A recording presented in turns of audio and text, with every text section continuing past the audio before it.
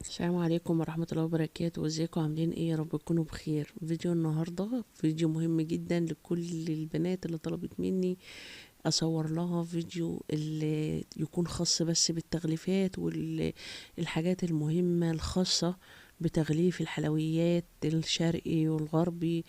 هقول لكم بقى الحاجات المهمة اللي دايما بركز عليها. وهبدأ معاكم ونقول بسم الله الرحمن الرحيم. بس لو انت اول مرة تشوف القناة يا ريت تشتركي وتفعلي زر الجرس، ولو عجبك الفيديو ما تنسيش تحط لايك. هنا بقى هنبدأ بقى بالقواعد بتاع التورت.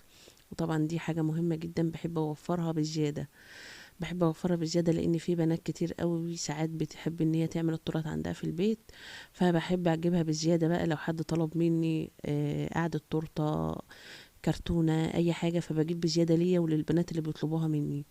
هنا كمان جبت الكرتونة دي شكلها سيمبل كده وكيوت قوي، شكلها عجبني قوي، فجبت منها 100 كرتونة، وكان في منها صنفين، ده صنف يعني دي خامة ودي خامة. الخامة دي اللي هي مرسوم عليها تورتة، الخامة دي الواحدة فيها بجنيه تمام. ف جبت برضو بسم الله ما شاء الله برضو منها كمية. هنا برضو القواعد اللي هي بتاع التورتة دي، كل مقاس له سعر، يعني بيبدأ من 3 جنيه ل4 و5 و6 على حسب المقاس بتاع القعدة. كمان جبت العلبة دي، علبة برضو تاخد كده ميني تورتة صغيرة، على قد فرد وممكن على قد فردين، شكلها عجبني جدا، وبرضو جبت منها كمية كبيرة. كانت الكرتونة دي تقريبا ب8 جنيه، هي غالية بس مش عارفة، دي الأسعار الجديدة. العلبة دي كانت ب8 جنيه. دي علبة بقى حلويات شرقي ونواعم بتاع العيد وكده، فجبت منها مقاسين، مقاس يشيل نص كيلو نواعم، وكيلو. الصغيرة ب6 جنيه والكبيرة ب8 جنيه. كمان جبت العلبة دي برضو عجبتني جدا، لقيت شكلها حلو كده، ينفع ان هي يتحط فيها سينابون، ممكن يتحط فيها مخبوزات صغيرة كده. جبت برضو منها كميات كتيرة اللهم بارك اللي انتوا شايفينها دي، والعلبة منها ب5 جنيه. كمان جبت الكراتين دي، برضو هنزل لكم ان شاء الله الايام اللي جايه فيديوهات كتيرة عن النواعم وكده، فبإذن الله هوريكم قد ايه التغليف بيفرق جدا. يعني لما تكون حاجة نظيفة كده وحلوة تفرق جدا في التغليف، اما العميل يشوف الحاجة كده قبل ما يدوقها نفسه تتفتح عن يعني نفسه، يعني بيقولوا ايه، العين بتاكل قبل البق. فالكرتونة دي كانت عاملة 8 جنيه. طبعا الكراتين الشباك دي غليت جدا واسعارها رفعت بطريقة غير طبيعية. جبت برضو واحدة زيها دي كده سادة بنفس برضو السعر. انا بحاول على قد ما اقدر اقول لكم السعر عشان تبقوا عارفين الاسعار الجديدة بقت عاملة ازاي. الاسعار الجديدة يعني بصوا الاسعار عليت في كل حاجة، في الخامات وفي التغليف بطريقة غير طبيعية. برضو جبت دي نفس سعر اللي هي اللبن دي، وجبت بقى منها مقاسات كبيرة، في بقى منها ب8 و10. وجبت كمان الكراتين الكبيرة دي بتاع الشباك برضو للتورتة، مقاس 25 في 25، كانت الكرتونة عاملة 20 جنيه. طبعا الكراتين اللي هي بشباك دي بتبقى غالية عن الكراتين التانية. وكمان جبت ورق زبدة، اللفة دي كانت عاملة 50 جنيه. وجبت كمان ورق بتاع ده لزق سيلوتيب الواحدة ب5 جنيه. وجبت الأطباق دي بتسهل معايا جدا ان انا اوزن فيها ربع كيلو بسبوسة او نص كيلو، او الحلويات الشرقي. بحب الاطباق دي جدا، ساعات بتزنق في ان الكراتين القواعد بتخلص من عندي فبستعملها كقاعدة يعني. والطبق من ده ب7 جنيه. جبت منها بسم الله ما شاء الله برضو الوانات كتيرة، جبت الشفاف والازرق والاحمر والابيض. وجبت برضو اطباق برضو كبيرة لشغل النواعم والشرقي والحاجات دي. وزي ما قلت لكم انا بجيب بزيادة علشان في بنات كتير بتطلب مني حاجات من دي. بصوا بقى الجمال بجد كله والشياكة اتحطت في العلبة دي. هوريكم كده بعد ما هنقفلها. شوفوا الاول معايا الكوبايه دي. الكوبايه دي سعرها جنيه ونص. بعمل فيها بقى كنافه بالمانجا وليها غطا كمان.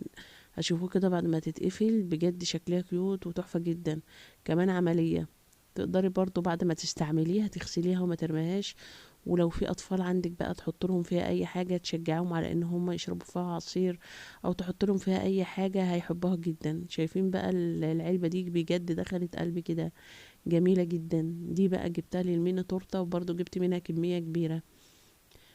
تاخد التورته وهتوفر عليكي بقى القعده، وهتوفر عليكي كرتونه هتحطيها في العلبه بتاعتها دي كده، وهتحطيها بقى ايه لو فيها تورته ولا حاجه هتحطها في كيس على طول، مش هتحتاجي تحطيها في قعده وفي كرتونه. كمان جبت القواعد دي من التورته صغيره، وللجاتوهات الاحجام الكبيره. ان شاء الله الايام اللي جايه هعمل معاكم فيها شغل كتير قوي. هنا كمان جبت القواعد دي ممكن برضو تكون للدونتس او للكحك، ممكن تستعمليها في حاجات كتير. والطبق من ده عامل جنيه، شكله بجد عجبني جدا، فبرضو جبت منه كمية كبيرة. جبت منه المدور وجبت منه المستطيل. طبعا المستطيل ده بقى بيبقى جميل قوي في الجاتو السواري. وبرضو كان سعر الواحدة بجنيه. نسيت اقول لكم ان العلبة بتاع الميني تورته دي اللي هي علبة غطاها شفاف، الواحدة كانت عاملة 11 جنيه.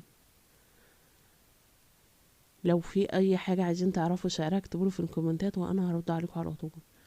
كمان احيانا في بنات بتسألني عن الاطباق بتاع الجاتو، فبرضو وفرتها بالمقاسات بتاعتها الكبيرة والصغيرة.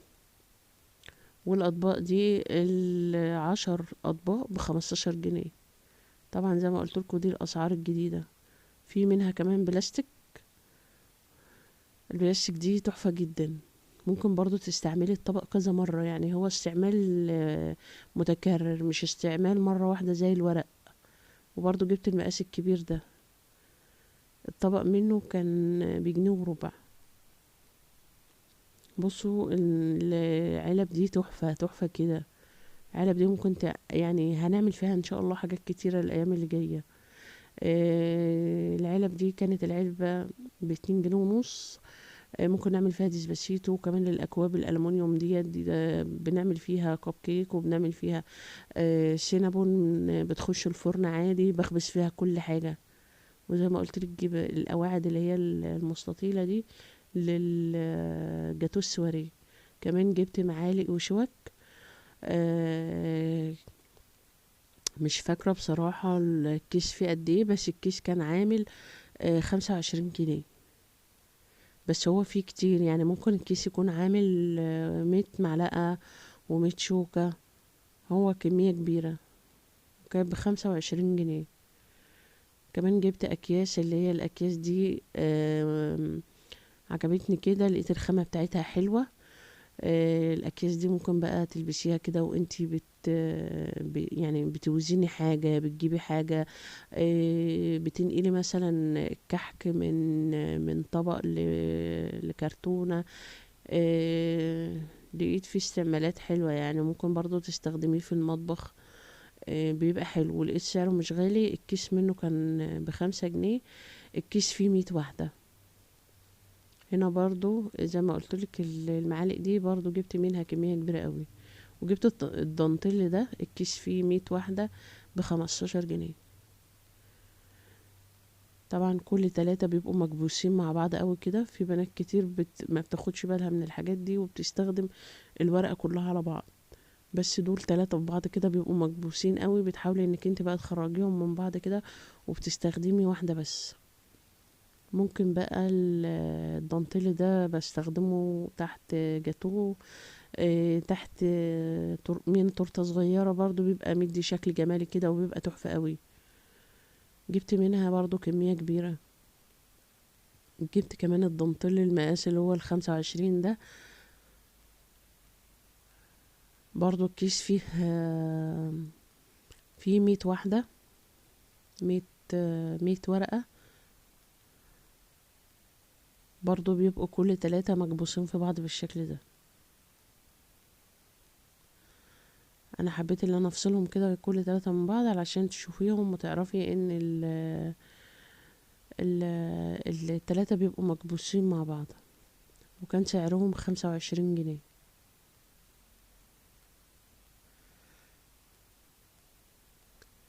كده تمام. هوريكم بقى بقية المشتريات. وطبعا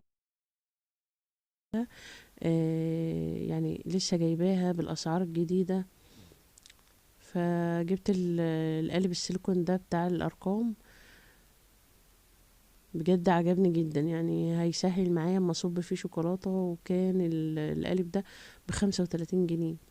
كمان جبت كل القوالب اللي انتوا شايفينها دي، بصب فيها شوكولاتات بقى ودي بتبقى حاجة مهمة برضو في لو انت بتعملي حلويات وكده، عشان يسهل معاكي بقى تكتبي على التورتة وتحطي بقى تواريخ واي حاجة انت عايزاها. فجبت منها كل الاشكال دي. كمان في عندي اشكال تانية ان شاء الله. هرص الحاجات دي في ادراج وكده وهتشوفوها ان شاء الله. كمان جبت القطاعة دي عجبتني قوي. القطاعة دي اسمها قطاعة سوسته. كان التلاتة عاملين 40 جنيه. جبت الشكل ده، شكل الوردة وشكل قطرات التلج كده. كمان جبت الصواني دي مقاس 20. الصينية ب8 جنيه. وجبت مقاس 27. الصينية ب15 جنيه. وجبت مقاس 33. الصينية فيها ب25 جنيه. كل الصواني دي جبتها برضو علشان شغل العيد ان شاء الله. وكمان جبت القواعد دي قواعد بقى مدورة. شايفين القاعدة دي اللي هي من غير بصمة ايد اللي انا ماسكاها دي. القاعدة دي القواعد دي 5 كيلو. هي بالكيلوهات مش بالواحدة. ال5 كيلو كانوا عاملين 200 جنيه. كانوا الكمية اللي انتوا شايفينها دي هم حبة كتير يعني، بس مش فاكرة كانوا العدد بتاعهم كام. كمان جبت الشمع بتاع العيد ميلاد. جبت بقى بكلمات وبحروف وبالاشكال اللي انتوا شايفينها دي. كل الاشكال دي شكلها جميل جدا. وكان الباكت بتاع الشمع ب25 جنيه. هنيجي هنا بقى عند العلب التحفة دي. بعمل فيها رز بلبن. هي مصرح ان انت تحطي فيها حاجات سخنة جميلة جدا. وحجمها حلو قوي. وده شكلها وده حجمها. والعلبة فيها ب1.50 جنيه. طبعا دي الغطا بتاع الكوبايات اللي انا وريتها لكم في الاول. كمان جبت المعالق التحفه دي عجبتني قوي. دول يعني كيس فيه 500 معلقه. شايفين شكلها عامل ازاي؟ بجد تحفه.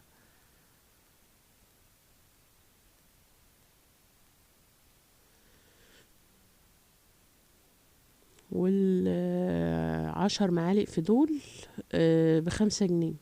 جبت منهم الاحمر والازرق. ال10 معالق ب5 جنيه. فجبت دول يعتبر 1000 معلقه. بصوا بقى جبت العلبة الجميلة دي برضو تبقى جميلة قوي لو في سينابون بقى وعليه صوص سايح كده. والغطا بتاعها علشان لو هتتحط في كيس كده ما تتدلقش وما يجرالهاش حاجة. شكلها عجبني جدا برضو. جبت منها كمية حلوة. والعلبة اللي هي بتاع السينابون السودا دي. العلبة دي جبتها ب7 جنيه. برضو جبت ورق الكوب كيك الصغير ده. هو له اسم كده بس انا مش فاكراه. بس بجد عجبني قوي. جبت برضو منه كمية.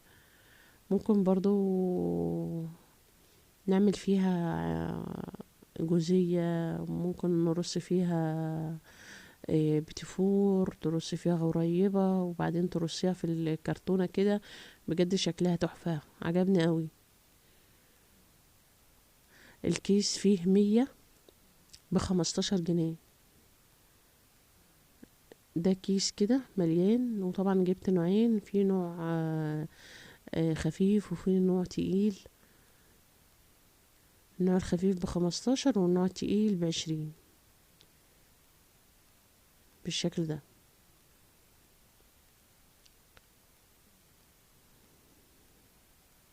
بصوا بقى جبت العلبة التحفة دي، بجد روعة يعني، عجبتني قوي.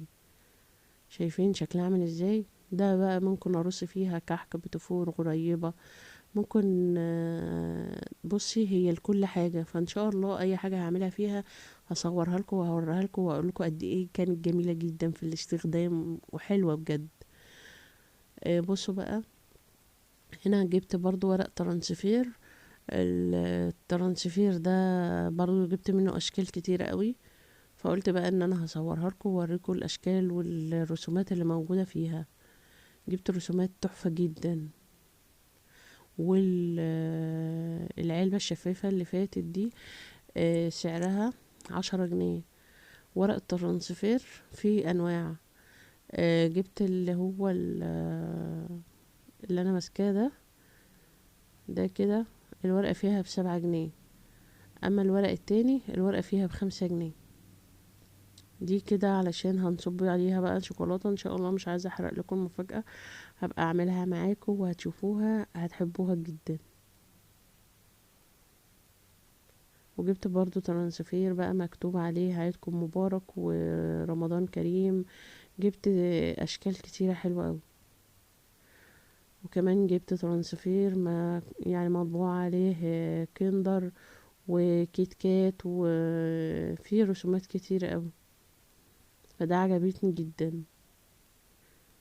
حسيت كده الواناتها هادية، والكتابة برضو لما بنصب عليها الشوكولاتة كده وبتحطيها بقى على القباط وعلى الجاتوه برضو بتبقى مدية شكل تحفة.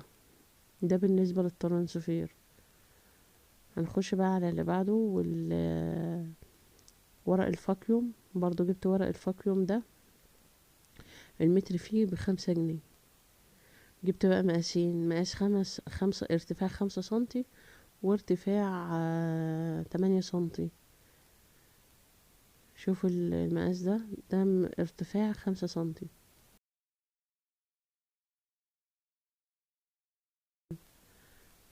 وجبت الاكواب برضو دي اكليريك، بجد عايزه اقول لكم جميله جدا لما بتعملي فيها بقى مدلعه او كنافه بالمانجا، بيبقى شكلها تحفه. وده بيبقى يعني كذا استخدام، مش استخدام مره واحده بس.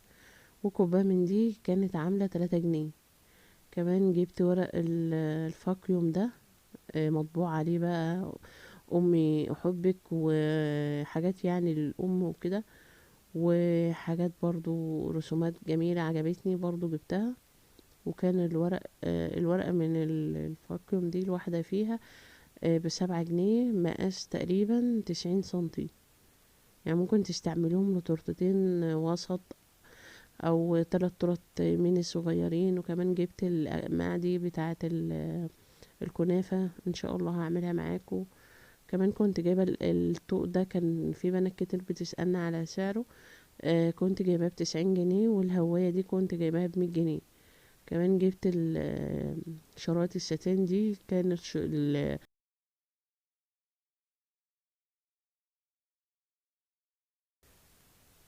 كده تمام.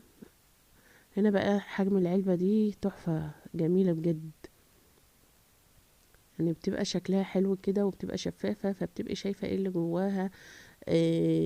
بالنسبة بقى لو هتحطي فيها نواعم، هتحطي فيها اي حاجة بقى انت حباها عشان تشوفي شكلها من جوه.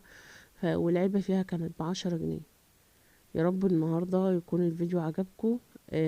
لو بجد لو عايزين فيديوهات زي كده كتير اتفعلوا على الفيديو ده، لان الفيديو الجاي ان شاء الله هيكون عن الخامات. هتشوفوا الخامات اللي انا بستخدمها. هيبقى فيديو قوي جدا زي الفيديو ده باذن الله، وممكن يكون اقوى كمان. ما تنسيش بقى تعملي لي اللايك، لان اللايك بيرفع الفيديو وبيخليه يتشاف لاكبر عدد. وبجد هتوحشوني من الفيديو ده للفيديو الجاي، والسلام عليكم ورحمة الله تعالى وبركاته.